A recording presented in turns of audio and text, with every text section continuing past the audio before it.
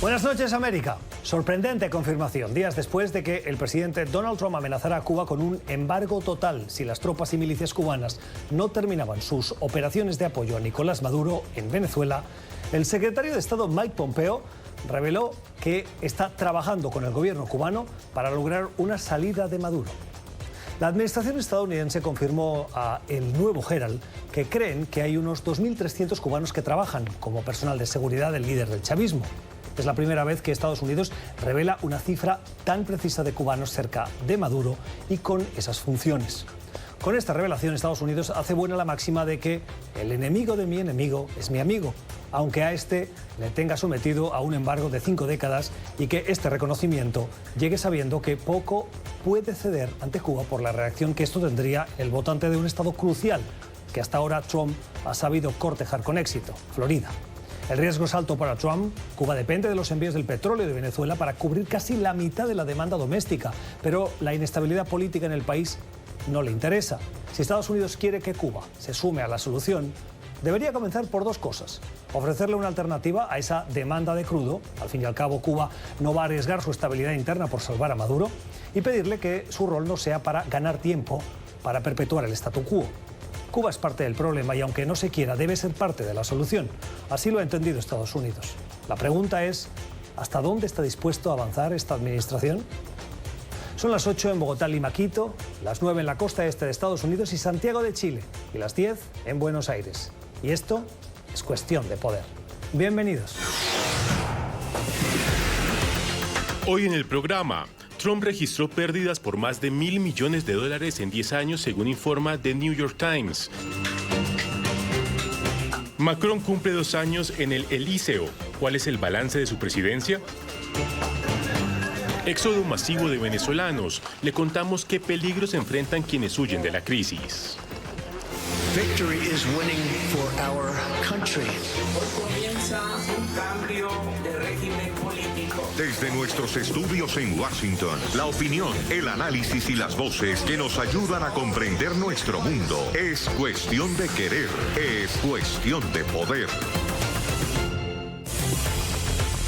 Comenzamos y lo hacemos seleccionando algunas noticias de la actualidad, notas con pie de página, comentarios de los expertos para comprenderlas un poco mejor. Y lo hacemos con unos datos de percepción de los venezolanos sobre el liderazgo de sus políticos. La encuestadora y empresa de análisis sociológicos Meganalysis ha publicado unos datos que dicen que desde el 23 de enero, que es cuando Juan Guaidó asumió la presidencia interina de Venezuela y estableció esa bicefalia que divide a gran parte de la comunidad internacional, los venezolanos ven a Maduro como presidente en solo 5 de cada 100. Y esa percepción se ha mantenido desde entonces hasta hoy, de acuerdo a lo que dice Meganalysis.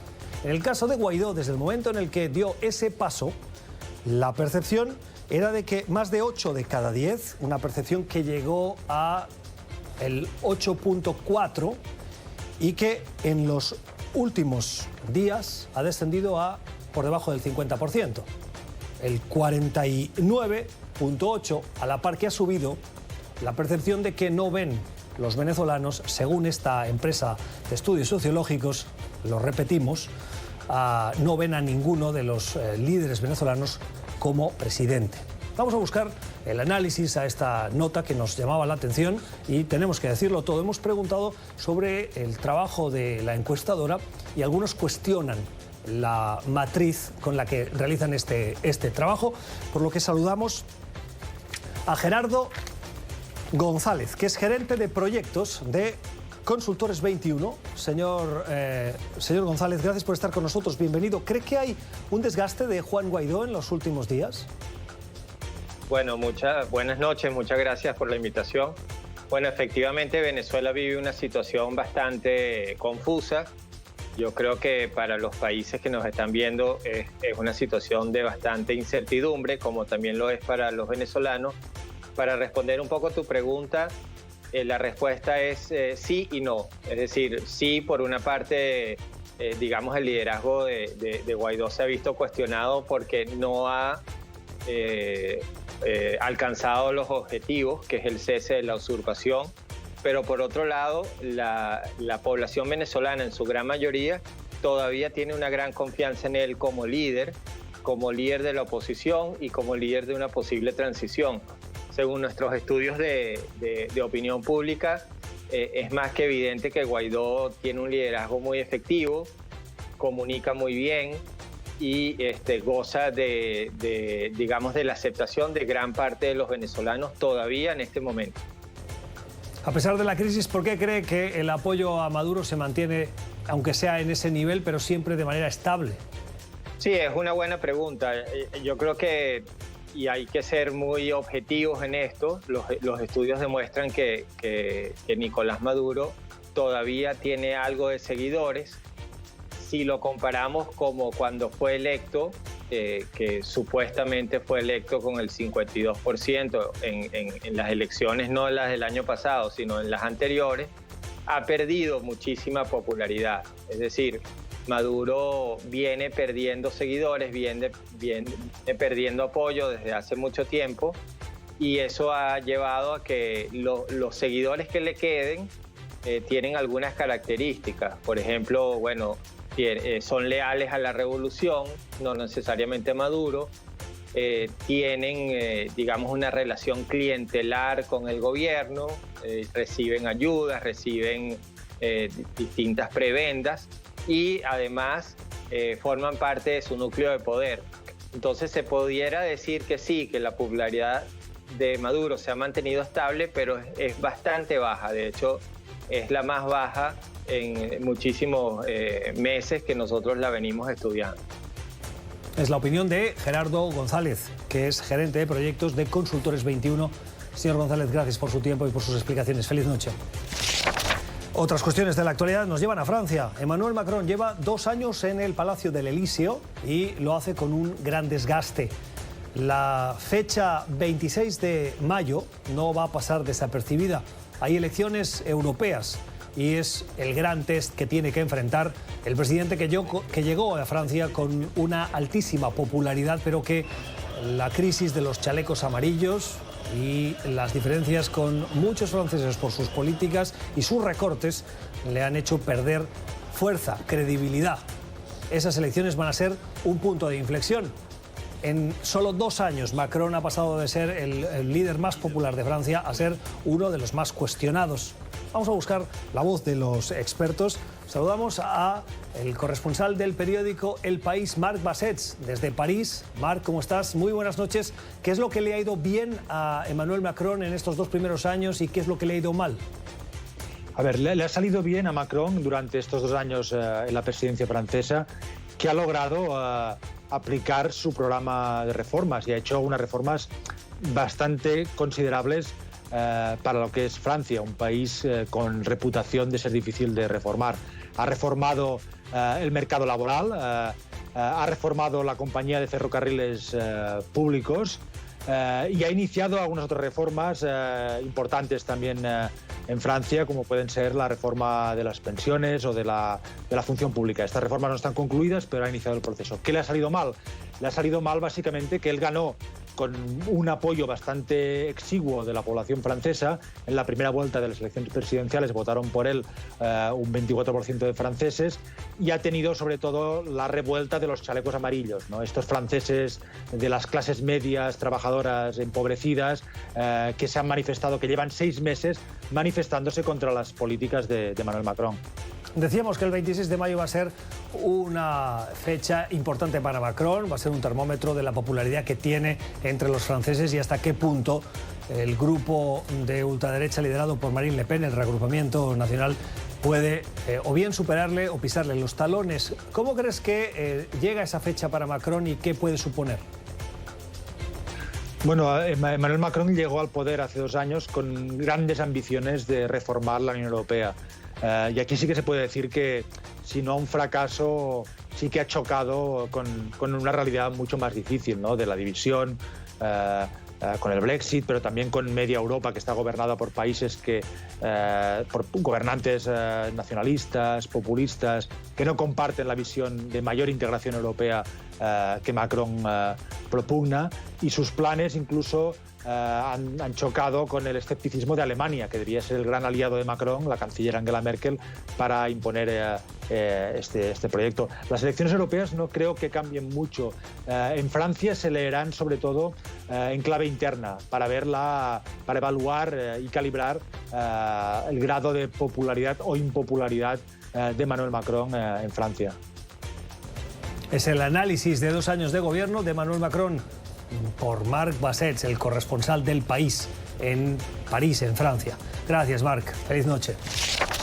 Otras cuestiones de la actualidad en Estados Unidos. Una revelación importante del periódico The New York Times ha sacudido esta mañana a la Casa Blanca y a la opinión pública. Y es que han conseguido las declaraciones de impuestos del presidente Donald Trump entre los años 1985 y 1994, años en los que el presidente siempre se ufanó de ser un gran empresario, de haber construido un gran imperio.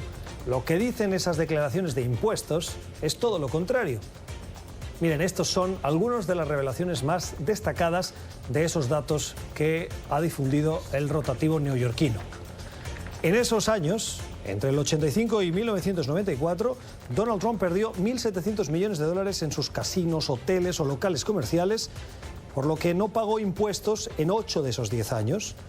Durante esa casi una década, pareció haber perdido más dinero, dice el rotativo, que cualquier otro contribuyente individual.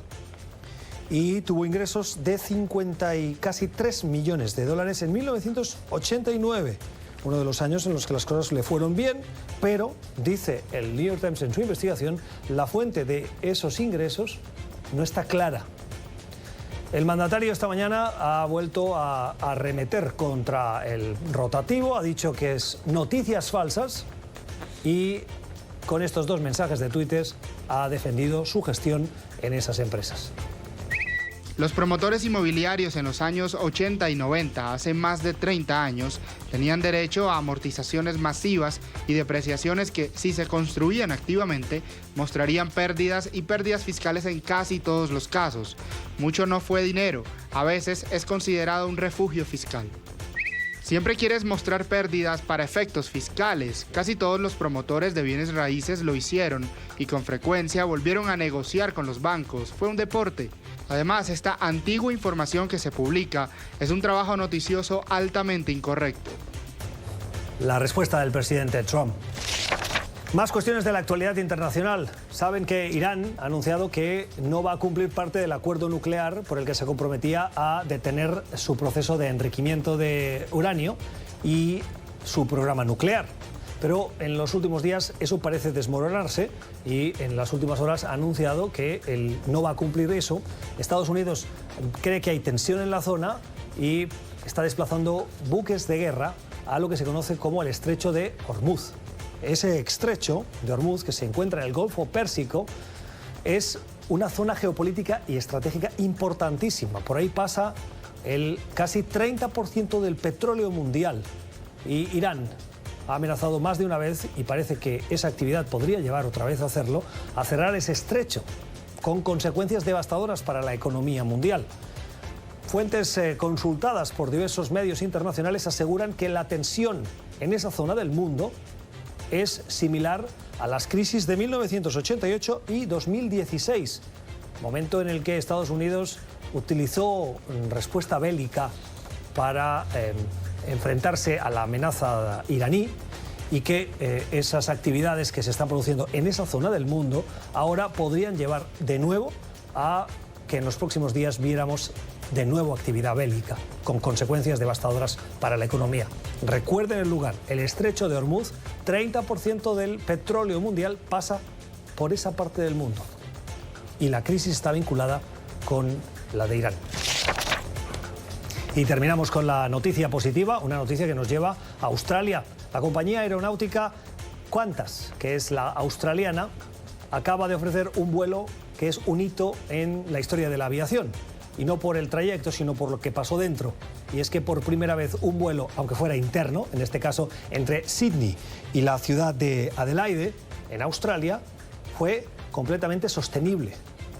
Seguro que ustedes han viajado alguna vez en avión y han recordado cuando les ofrecen un vaso de agua que al minuto se lo retiran, ese vaso de plástico, lo tiran y vuelven a ofrecerles agua un poquito más adelante y vuelven a tirarlo y luego les traen la comida y esa comida tiene cubiertos de plástico, protectores para los cubiertos, las tapas de plástico y así un sinfín de desechos.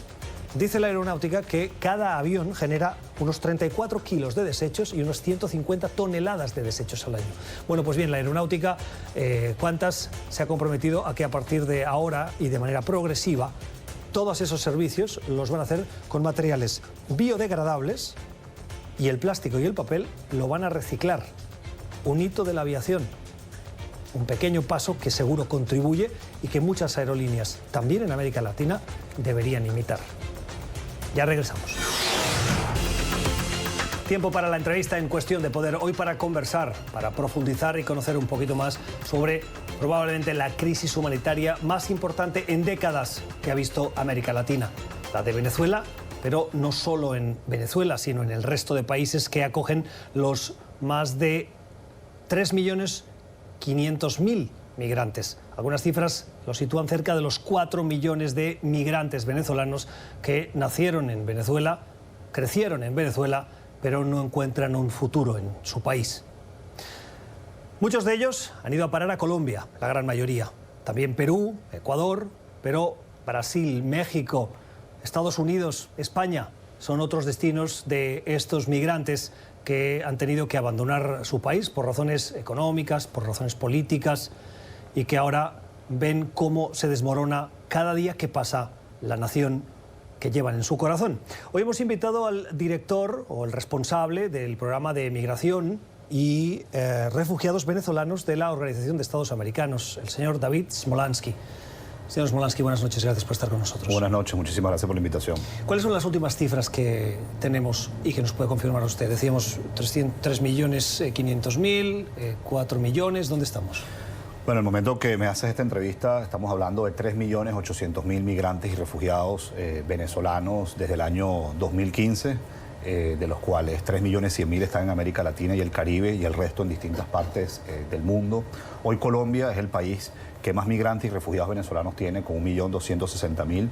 Perú es el segundo, con 776.000.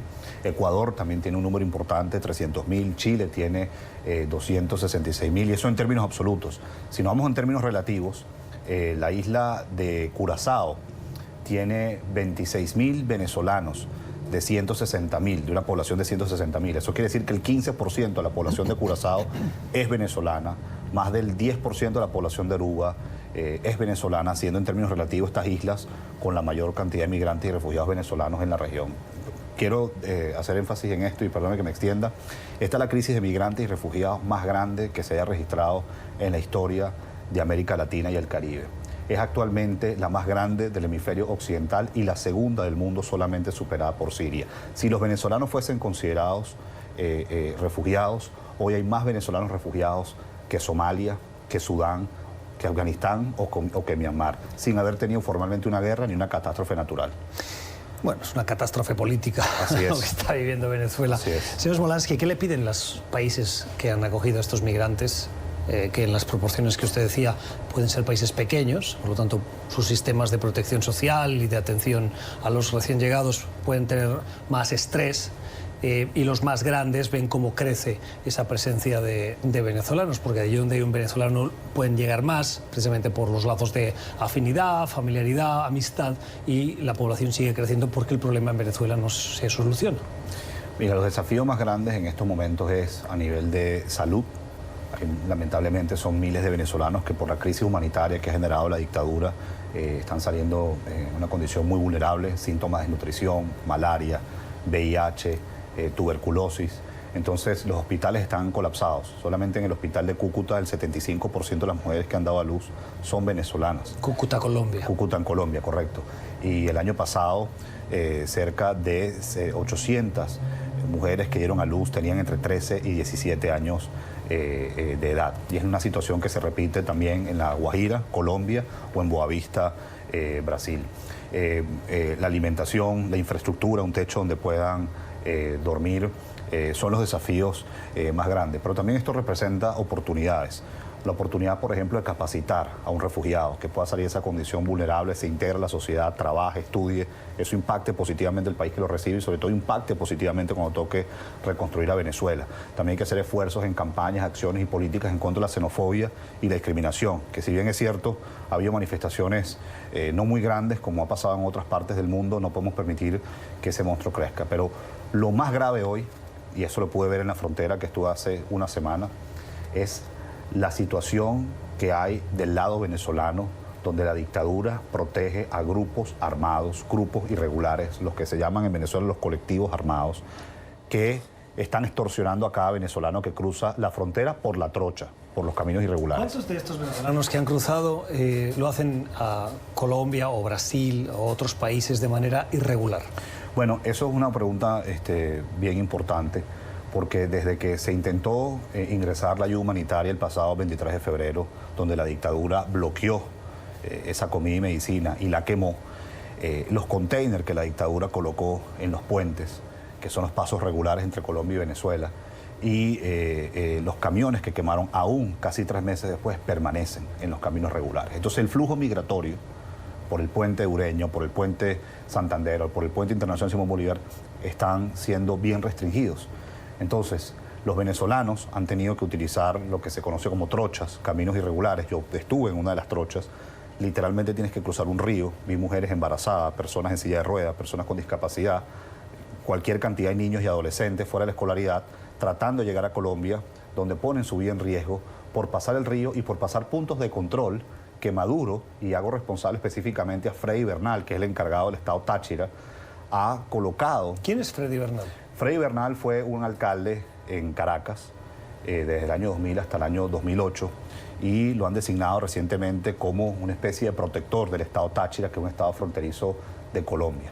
Es además una persona que tiene influencia importante en el FAES, que fue el escuadrón de la muerte que creó Maduro en el año 2017, y en lo que va de año, desde que el presidente Guaidó asumió responsabilidades, el FAES ha ejecutado a cerca de 100 personas en Venezuela, y es Freddy Bernal quien protege a estos grupos irregulares en la frontera, donde extorsionan, Gustavo. ¿Tiene evidencia de esa vinculación entre Freddy Bernal y estas acusaciones que usted hace? Hay videos que son públicos que él mismo ha grabado con personas encapuchadas, con personas que ocultan su rostro, con personas armadas que dicen que están protegiendo la frontera. ¿Y esos supuestos individuos que dicen que protegen esa frontera, qué comportamiento tienen? Instalan puntos de control, ellos están armados y le cobran al menos $1 a cada venezolano que se va de su país o que retorna a su país porque fue a comprar comida o medicinas a Cúcuta. Entonces, en un cálculo bien conservador, supongamos que 10.000 personas, que sería 1/3 de lo que cruza diariamente la frontera, pasa por las trochas y a cada uno le cobran al menos $1, insisto, esto es lo mínimo, hay muchos que le cobran $2 y $3 por testimonios que hemos tenido. Estos grupos irregulares están haciendo un negocio de $10.000 diario. Y además se presta para el contrabando de comida, para el contrabando de medicina, así como también para el tráfico de droga. Esos son testimonios que recibimos en la frontera recientemente y que es la situación más grave que hoy están enfrentando los migrantes y refugiados, que por si fuera poco ya tienen que abandonar su país de manera forzosa y además de eso son degradados por estos grupos irregulares completamente protegidos por la dictadura y que además se convierte en una amenaza para Colombia. ¿Qué pasa si esos migrantes que van a buscar comida y vuelven no pagan? Pueden ser víctimas de una agresión, pueden ser secuestrados y sobre todo me dijeron muchos migrantes y refugiados, que es lo que se llama la migración pendular, que van a Colombia y vuelven, que si no tienen el dinero para pagar, entonces les quitan, por ejemplo, parte de las medicinas que compraron o les quitan parte de los alimentos que compraron. En el lado de Venezuela, ¿quién más está lucrando de esta crisis? Es que es la dictadura, completamente. O sea, es decir, lo que ha buscado Maduro y Diosdado Cabello es reemplazar una actividad lícita por la economía criminal. Y la economía criminal en Venezuela en estos momentos es muy grande. va desde el contrabando de comida y medicinas en la frontera, pasando por el narcotráfico y el tráfico ilegal de minería, que sobre todo eso afecta a la frontera con Brasil y a la frontera con el Caribe. Entonces, el problema que hoy estamos teniendo en Venezuela es que Maduro ha hecho de ese territorio un santuario para grupos irregulares, para grupos paramilitares, para grupos terroristas, que le hace la vida imposible a los venezolanos. Y por eso yo siempre he dicho que la mejor solución para la crisis de migrantes y refugiados venezolanos es que mi país vuelva a ser libre, es que mi país recupere su democracia, es que mi país recupere su Estado de Derecho. Solo así estoy convencido que se frenará la migración forzosa y además habrá incentivos para que muchos de esos que están hoy en Colombia, en Perú, Ecuador y en otras partes de América Latina y el Caribe puedan volver. Pero lo que no puede seguir pasando es lo que vimos hace unos días, que más de 20 venezolanos fallecieron tratando de llegar a Trinidad y Tobago porque tomaron una balsa desde las costas caribeñas venezolanas. Eso es lo que está pasando hoy en mi país. Usted hablaba antes de xenofobia en los países de acogida, Sí. en Colombia, en Ecuador, en Perú. ¿Qué tipo de actitudes xenófobas vemos? Ha habido unos casos puntuales, por ejemplo, en Brasil, el año pasado, específicamente en el mes de agosto, en Pacaraima, donde en una zona, en una casa donde dormían venezolanos, en una especie de refugio, fue quemado. También vimos acciones de xenofobia en una ciudad en Ecuador, en Ibarra, a principios de este año. Pero, como digo, han sido situaciones muy puntuales que se han logrado atender a tiempo, pero yo soy los que piensa que no podemos permitir que este monstruo crezca, ¿no? Lamentablemente hoy nos toca a los venezolanos tenernos que ir en contra de nuestra voluntad. Hace 40 años Venezuela fue un país donde cerca del 10% de su población era migrantes latinoamericanos que salieron de conflictos armados, de dictaduras, europeos que huyeron de la guerra. Hoy es más del 13% de la población de Venezuela que se ha tenido que ir en contra de su voluntad. Y responsablemente digo que estamos muy agradecidos con el esfuerzo que han hecho los gobiernos de América Latina y el Caribe por recibir a millones de venezolanos en condiciones tan vulnerables. Una de las voces más claras en las críticas al gobierno de Nicolás Maduro y en la situación que hoy vive Venezuela es la de la administración del presidente Donald Trump.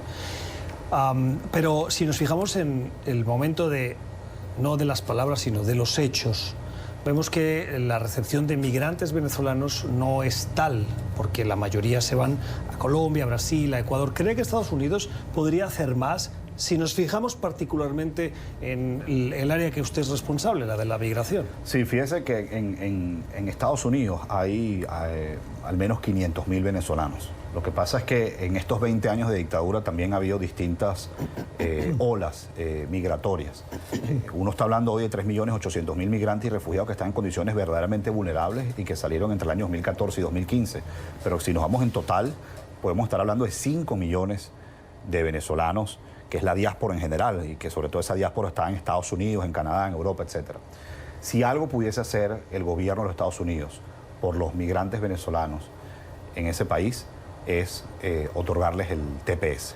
El TPS no solamente les brinda la oportunidad de estar de manera regular en territorio estadounidense, sino la oportunidad de trabajar. Y si algo yo me he conseguido con cada migrante venezolano en Estados Unidos y cualquier otra parte del mundo, es que quiere la oportunidad de trabajar, quiere la oportunidad para emprender, o en el caso de los jóvenes quieren la oportunidad de estudiar. ¿Por qué? Bueno, porque en su país no lo pudieron hacer, o si lo hacían, por la hiperinflación el dinero no alcanzaba. Le voy a preguntar una cosa personal, si me permite. Usted salió de Venezuela por la frontera, sí, y casi que sin maleta, y usted ha rehecho su vida. Hoy usted trabaja para la Organización de Estados Americanos. ¿Usted vive de la Organización de Estados Americanos? Sí, yo estoy trabajando con el secretario general, coordino un grupo de trabajo para los migrantes y refugiados venezolanos. Ese es mi trabajo el día a día. Desde enero, el secretario general también me ha autorizado a ser su comisionado ante el gobierno interino del presidente Guaidó, específicamente con la embajada en la ciudad de Washington, con el embajador Carlos Vecchio.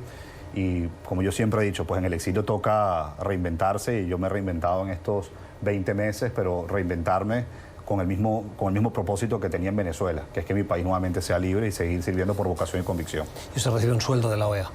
Señor, sí, señor. Es David Smolansky, es el responsable para las migraciones y refugiados venezolanos de la Organización de Estados Americanos, hoy en Cuestión de Poder. Señor Smolansky, gracias. Muchas gracias por la invitación. Y mucho éxito en su trabajo, muy necesario hoy más que nunca. Gracias. La semana que viene iremos a Ecuador. Vamos a estar siempre pendientes en NTN24 con las voces de los protagonistas. Vamos a hacer una pausa y regresamos con nuestro debate. Diversas cuestiones de la actualidad política estadounidense en boca de analistas republicanos, demócratas, liberales o conservadores. No se lo pierdan, ya volvemos. Tiempo para el debate en Cuestión de Poder, para escuchar las opiniones de conservadores, liberales, republicanos, demócratas. Hoy con las voces de Ximena Barreto. Ximena Barreto es analista, es vocera de la iniciativa Bienvenido, trabajó en el Departamento de Salud y Servicios Sociales en el área de comunicación y en la campaña de Donald Trump en el estado de California en el año 2016 como vocera. Señora Barreto, buenas noches, bienvenida. Buenas noches. Gracias por estar con nosotros. Y con Joanna Kelly. La señora Kelly es analista político, es abogada, experta en inmigración. Señora Kelly, buenas noches. Buenas noches, ¿cómo están? Gracias por acompañarnos. Quiero pedirles una primera opinión sobre la revelación del New York Times, que pone sobre la mesa detalles de el éxito o fracaso, cada uno lo puede interpretar como quiera, de los negocios del presidente Donald Trump entre los años 85 y 94, según esas declaraciones de impuestos que ha presentado el rotativo de Nueva York. El presidente perdió 1.700 millones de dólares y solo en 2 años pagó impuestos porque en el resto perdió dinero. Señora Barreto.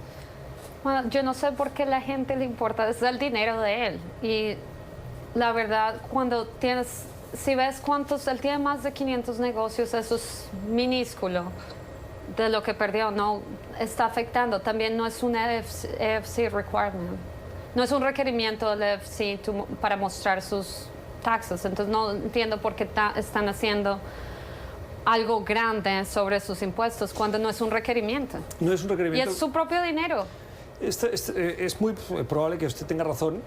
Lo que le pregunto es cuando el político se presenta frente a los votantes como un exitoso empresario, pero los datos no avalan esa afirmación, sí es bueno que los medios de comunicación digan la parte que el político no quiere revelar. Bueno, pero también de 500 compañías que él tenía, algunas fracasaron. Si haces la matemática, tiene 90% de sus 90% sus empresas han trabajado, entonces es algo minúsculo que se están fijando en esto. Y la verdad, yo creo que el resto de las personas que lo elegimos no lo eligió porque perdió dinero, lo elegimos porque nos habíamos cansado del status quo, del establecimiento y de toda la burocracia que hay en este país.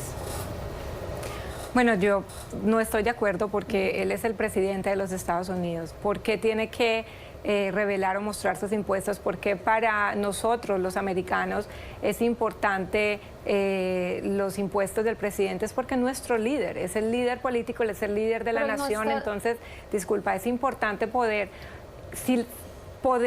que nuestro líder pueda mostrar públicamente, y él sabe que cuando uno se convierte en el presidente de los Estados Unidos o el gobernador, siempre va a estar abierto para todo.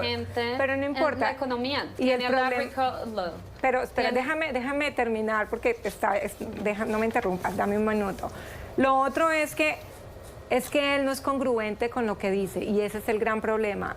Es como él se presentó durante las elecciones como una persona exitosa, un gran empresario, y realmente los impuestos y los documentos no lo están mostrando. No es que el problema para mí y para muchos americanos que no lo elegimos, no es que él haya perdido dinero como empresario, es simplemente que no se muestra como una persona real. Sí, perdí dinero, algunas cosas no fueron exitosas, he tenido problemas, me caí, me volví a levantar. Hubiera sido más real, hubiera sido más de una persona que se cae, aprende sus errores y sigue negociando, pero siempre se vendió como el hombre perfecto empresario. Mira la hipocresía de tu partido. Se están quejando. Hoy esto estaba trending en Twitter, pero no se ponen a ver, Al Sharpton debe hartísimos millones en taxes.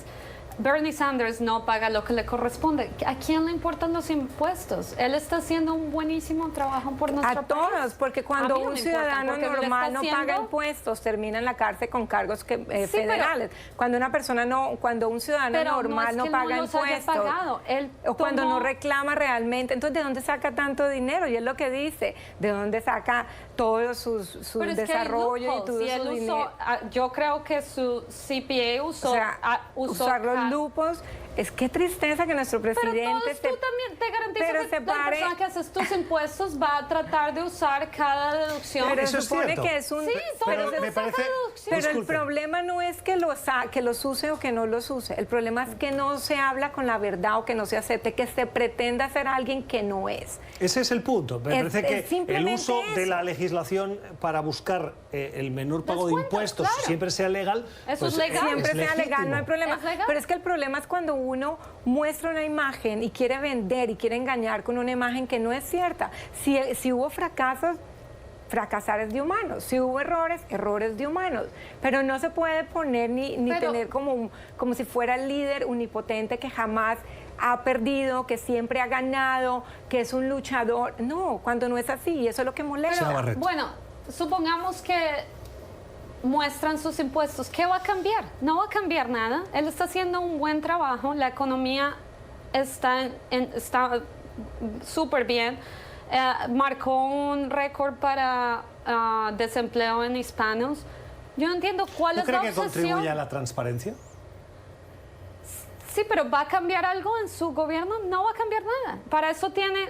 Pero entonces, no importa quién es como persona, eso no es importante para el líder. No, a mí me importan resultados. Yo voté por él por resultados. Sí, pero cuando el presidente, entonces empresario y luego candidato Trump, se embarcó en la campaña para exigirle a Barack Obama que hiciera pública su certificado de nacimiento, eso tampoco era un requerimiento. No, tampoco era un requerimiento. Y lo acabó haciendo para intentar acabar con un debate que le parecía estéril. ¿Usted defendía el comportamiento de Trump en ese momento, liderando ese movimiento? En ese momento yo estaba trabajando para el presidente, trabajaba en la campaña de Ted Cruz. Entonces, no. ¿Pero le parece bien? No me parece bien. Pero tampoco me parece bien que lo estén atacando por los impuestos cuando eso no cambia nada. Cerramos. Yo creo que sí cambia. Cuando uno se mete a la vida política, que tiene que aceptar las consecuencias, y la vida personal deja de ser tan privada porque uno se vuelve en un modelo y en un líder para los demás y para quien lo elige a uno. Entonces sí hay un compromiso a nivel personal de quién es el líder, especialmente el presidente de los Estados Unidos. Cambiamos de asunto. Una decisión judicial le ha dado la razón al presidente Donald Trump. Va a poder seguir enviando a México ciudadanos que no son mexicanos, que han solicitado asilo, mientras esperan su situación o su citación judicial en ese proceso de solicitud de asilo. Esa ha sido una medida muy controvertida, no solo en Estados Unidos, también en México, que por qué México tiene que acoger a migrantes de Centroamérica, por ejemplo, en su propio territorio mientras esperan ese proceso. Hasta ahora, señora Kelly, usted es abogada, en estos procesos los ciudadanos que llegaban a Estados Unidos y solicitaban ese asilo podían esperar sus casos dentro de la Unión Americana. ¿Qué opina de esta decisión judicial? Bueno, todavía está sucediendo, no es una medida uniforme. Existen casos donde las personas están aplicando al asilo en los centros de detención, están aplicando por la fianza y luego están saliendo. ¿Qué pienso yo de esta medida? Es el problema más grande que tenemos, o el miedo o el temor que tenemos las personas que trabajamos con los derechos de los inmigrantes o que representamos casos de asilo, es la protección judicial, el amparo judicial que estos aplicantes merecen, porque es que el asilo, aplicar al asilo es un derecho fundamental, es un derecho humano protegido en la Convención y en el protocolo que Estados Unidos firmó y se adherió a cumplir de manera doméstica e internacional. Entonces yo pienso que la preocupación es realmente si las personas tienen todo el amparo judicial y el debido proceso para poder pelear por su asilo de la manera constitucional, de la manera legal correcta. Pero ¿no crees que puedan estar mejor en su país de origen con sus familias que estar acá, donde acá no hay espacio, acá no van a tener los derechos ni las protecciones que tendrían en su país? Bueno, espacio sí hay. Estados Unidos es un país extremadamente inmenso, donde pero las oportunidades también hay, porque la tasa de desempleo es una de las más bajas, donde no hay suficiente empleados ni recursos humanos para trabajar. Ellos papeles. ¿Cómo van a trabajar? Como trabajan 12 millones de indocumentados han venido a trabajar, pero lo hacen y se ha hecho, y así es como esta economía es fuerte, y se ha hecho fuerte desde su creación, desde el nacimiento de lo que es Estados Unidos. Es un país de migrantes, y si hay trabajos es porque lo necesita el mercado. Si el mercado no necesitara mano de obra, no habría oportunidades para ellos de trabajo, y no vamos a decir que es que ganan menos, porque no ganan menos.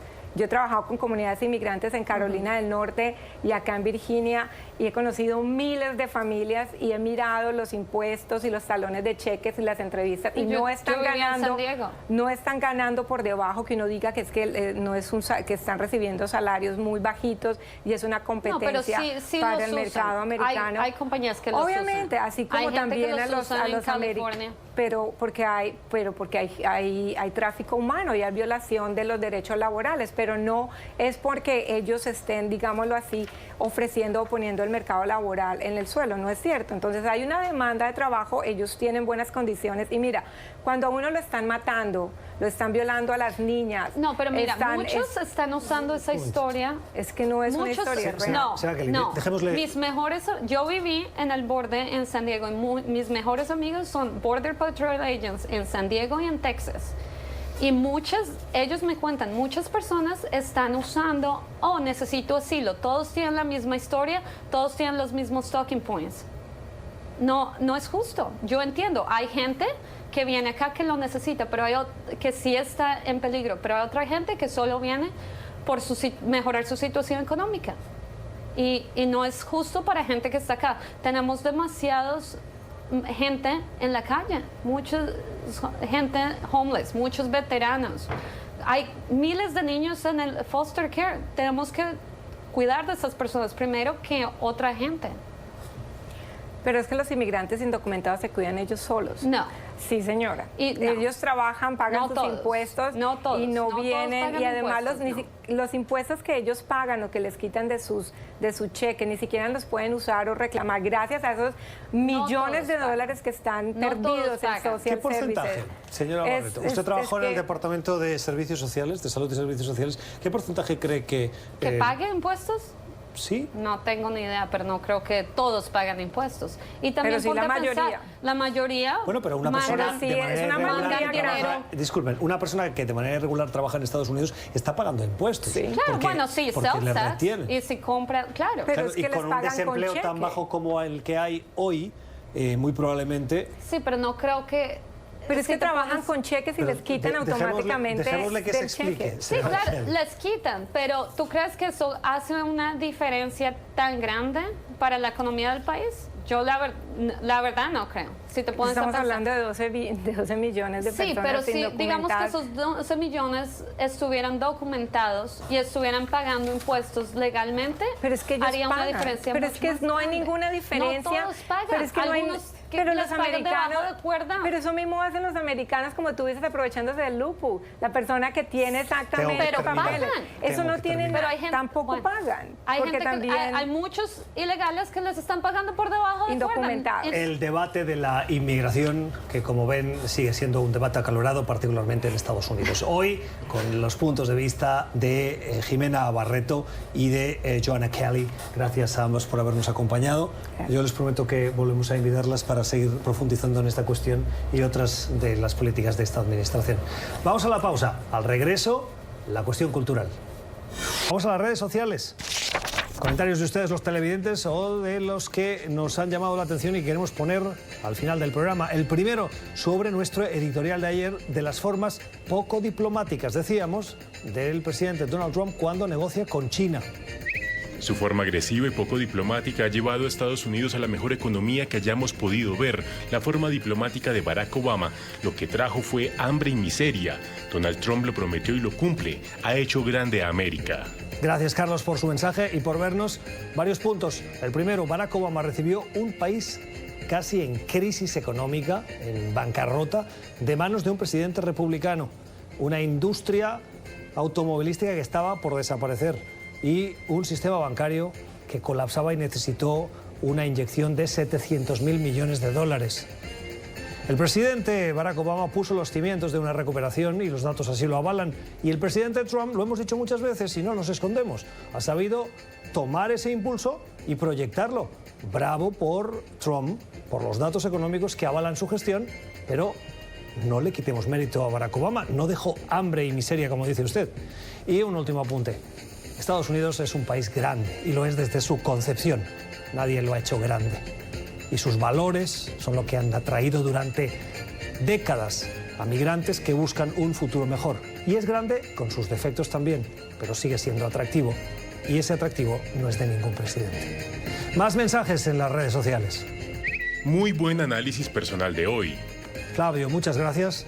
Lo hacemos con mucho gusto y siempre buscando las voces de los analistas que nos ayudan a comprender un poquito más la actualidad. Aquí lo dejamos hoy.